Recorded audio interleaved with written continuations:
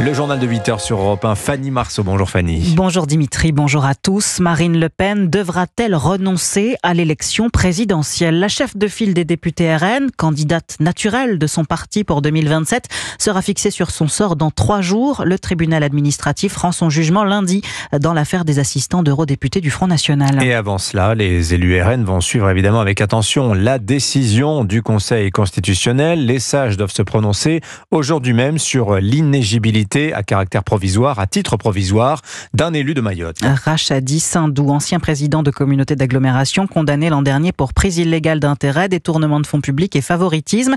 Il dénonce une peine qui porte atteinte, selon lui, à la liberté de l'électeur.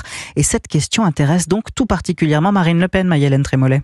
La chef de file des députés RN sait qu'elle risque lundi sa mort politique. Si elle était déclarée inéligible pour 5 ans avec une exécution provisoire, Marine Le Pen pourrait faire une croix non seulement sur son siège de députée en cas de dissolution, mais aussi sur ses ambitions présidentielles pour 2027.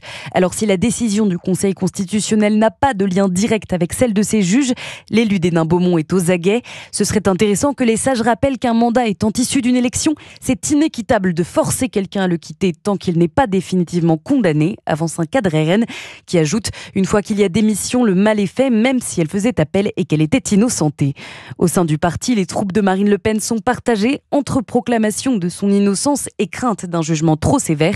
Quant à la députée du Pas-de-Calais, elle est décrite comme sereine par ses proches. C'est une Le Pen, elle se transcende dans l'adversité. Plus on la cherche, plus on la trouve, explique l'un d'entre eux, qui ajoute « Elle sait qu'aujourd'hui, elle n'aura pas d'impact sur la décision, mais pour elle, le combat judiciaire fait partie du combat politique ». Maï-Hélène Trémollet du service politique d'Europe 1.